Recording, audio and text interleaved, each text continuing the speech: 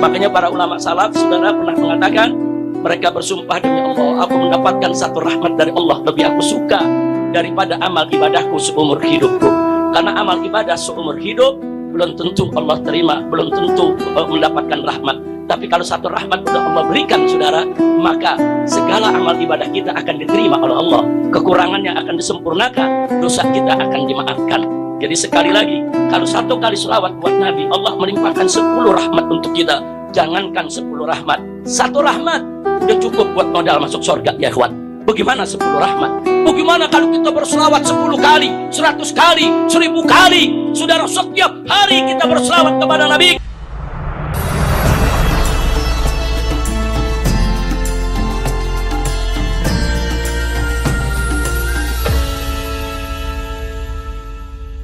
Nah, dalam Islam ini luas. Memahami suatu dalil harus lihat dalil yang lain. Memahami suatu dalil harus lihat konteksnya. Untuk memahami suatu hukum, saudara, kita harus secara komprehensif menghimpun dalil-dalil yang ada untuk kita pelajari, kita simak, kita lihat, sehingga kita bisa mengambil kesimpulan yang oleh Imam Ibn Atha'illah As-Sakandari dalam kitab Tajul Arus Al-Hawi Tahtibin Nufus. Di sana diceritakan betapa para ulama-ulama salaf mengingatkan kita semua bahwa mendapatkan satu saja rahmat dari Allah itu jauh lebih baik daripada amal ibadah kita seumur hidup, saudara. Loh, kenapa?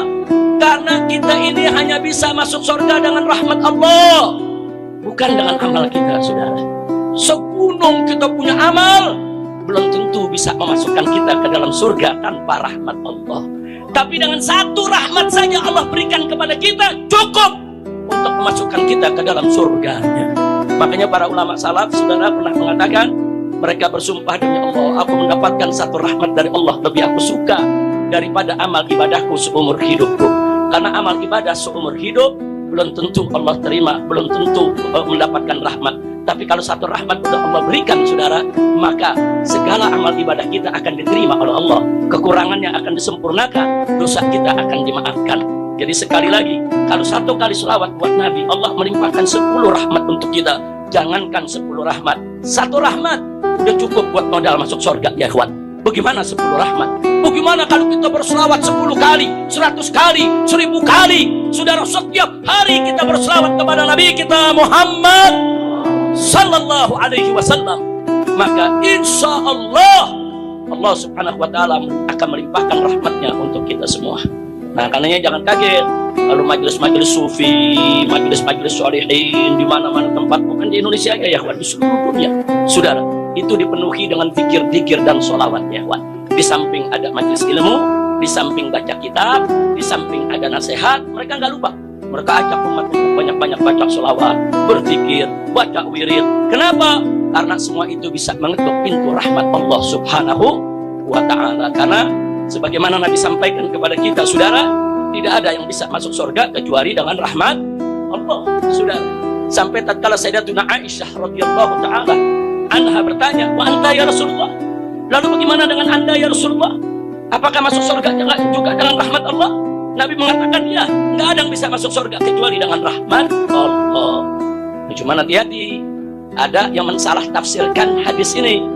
Apa dia bilang? Nabi sendiri belum tentu dapat rahmat. Astagfirullahaladzim. Ini tafsirnya ngawur ini, ya. Ini bukan pakai tafsir Jalalain ini, tafsir jalan lain dia pakainya. Na'udzubillah min. Nabi itu, saudara, bagaimana nggak dapat rahmat? Ngawur. Nabinya sendiri rahmat, saudara. Allah menyatakan di dalam Al-Quranul Karim, wa ma arsalnaka illa rahmatan lil alamin. Saudara, Allah yang menyatakan, tidaklah kami mengutus engkau wahai Nabi, tidaklah kami mengutus engkau wahai Rasul, wahai Muhammad, illa, melainkan rahmatan, sebagai rahmat lil alamin, untuk semesta alam. Nabi itu sendiri diutus oleh Allah sebagai rahmat. Kalau dikatakan sebagai rahmat, hatta Nabi, apa yang dibawa Nabi semuanya berisikan rahmat, saudara. Nah, lalu kalau Allah jadikan Nabi sebagai rahmat, kok bisa ada yang mengatakan Nabi belum tentu dapat rahmat? Ini yang bicara begini mesti syahadat lagi, ya. Hati-hati, hati-hati, hati-hati.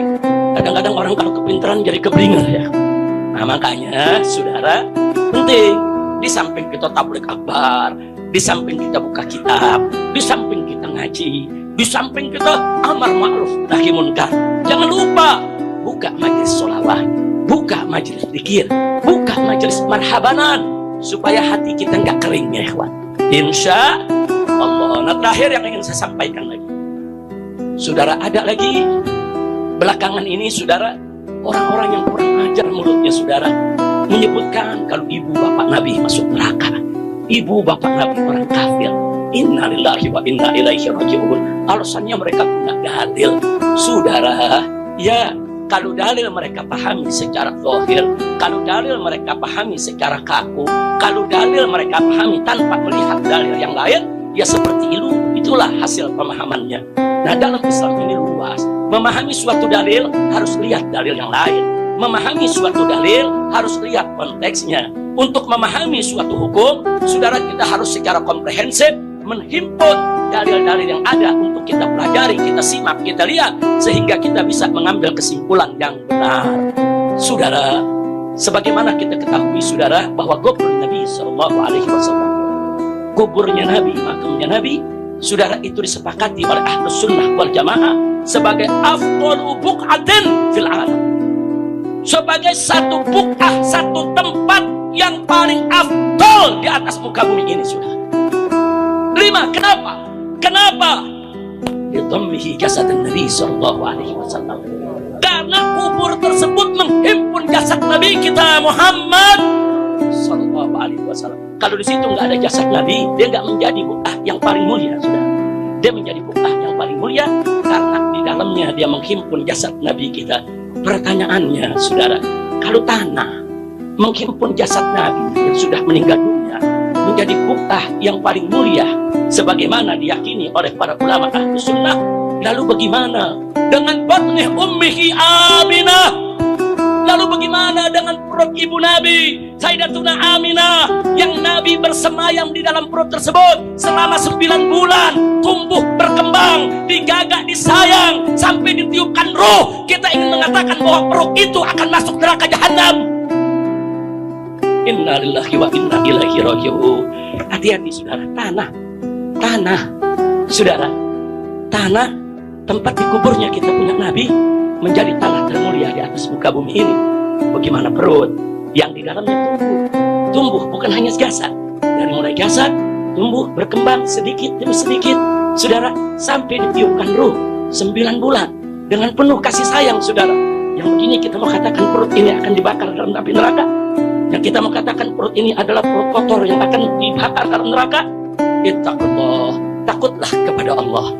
Maka itu saya ingatkan semua. Maka itu saya ingat ini karena tadi di antara syair qasidah yang dibaca oleh rombongan kita dari Madura ini, ada bercerita tentang Sayyidah Aminah, ada yang bercerita tentang Sayyidah Aisyah, ada yang bercerita tentang Sayyidah Fatimah. Ini perempuan-perempuan mulia yang pernah membumi ini dan wajib untuk kita hormati, untuk kita cintai.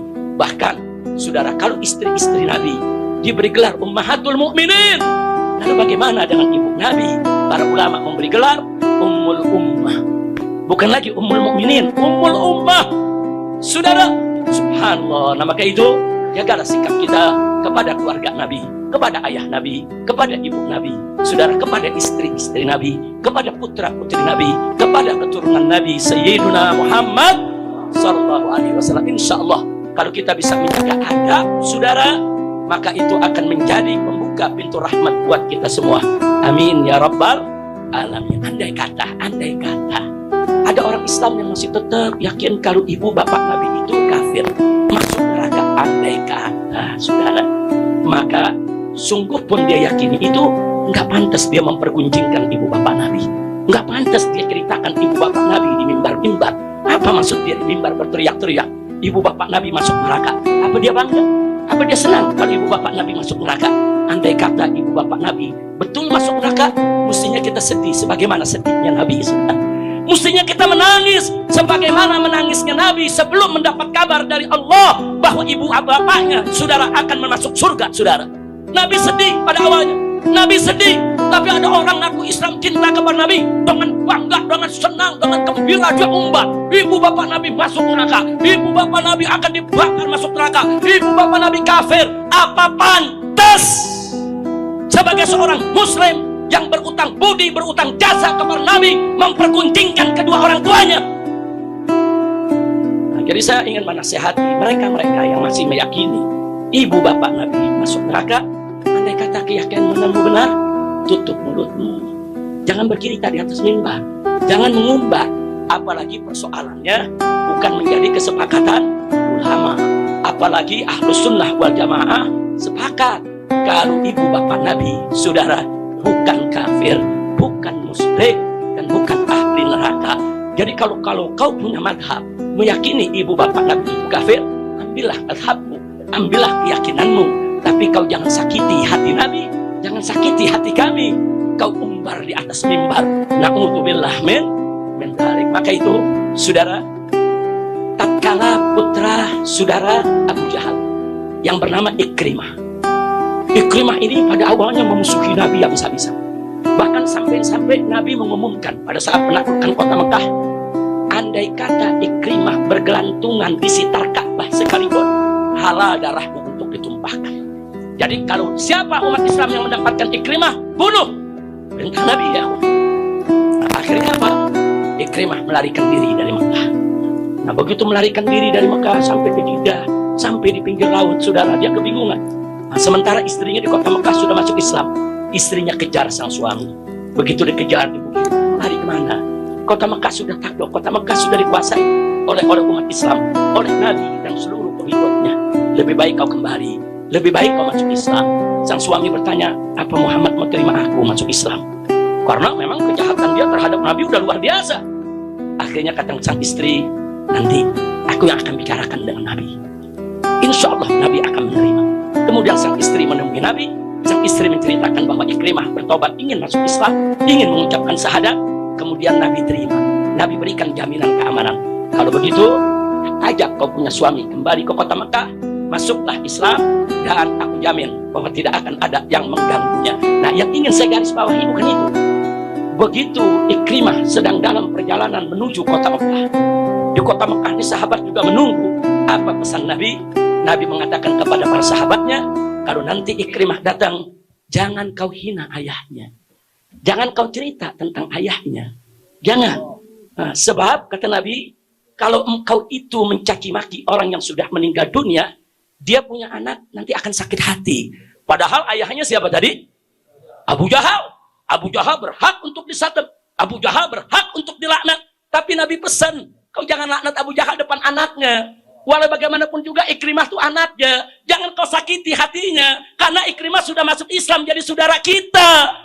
Subhanallah. Ini yang saya ingin pakai. Andai kata ibu bapak Nabi kafir, sebagaimana keyakinan sekelompok orang di luar Ahlus Sunnah wal Jamaah, apa dia nggak jaga perasaan Nabi? Andai kata itu kafir, jaga perasaan Nabi, jaga hati Nabi. Nabi telah berjasa kepada engkau memperkenalkan Islam. Kok tega kau hina ibu bapak Nabi di atas mimbar, di televisi, di medsos, dengan mengatakan ibu bapak Nabi musyrik, kafir, ahli neraka? Kurang ajar. Jaga perasaan Nabi. Ini Ikrimah, bapaknya Abu Jahal. Yang umat Islam melaknat itu Abu Jahal, ya kan? Semua melaknat. Tapi karena si anak masuk Islam, Nabi pesan, jaga dong perasaan anaknya. Jaga perasaan anaknya. Karena sabul amwat, saudara, itu tidak akan sampai kepada amwat, tapi akan yu'dil ahya, yaitu akan menyakiti orang yang hidup. Makanya para ulama Ahlus Sunnah mengingatkan saudara, hati-hati bicara tentang ibu bapak Nabi. Saya terima kasih kepada rombongan dari Madura. Tadi dalam sekian banyak bait syairnya juga menceritakan tentang keutamaan Sayyidah Aminah radhiyallahu anha wa alaihas salam. Amin ya rabbal alamin. Ini yang saya mau sampaikan. Kira-kira jelas tidak? Paham semua? Saya mau tanya semua di sini, cinta kepada Nabi, cinta kepada Rasul, cinta kepada orang tua Nabi, siap menjaga kehormatan Nabi, siap menjaga kehormatan kedua orang tua Nabi. Takbir. Sallu ala Nabi.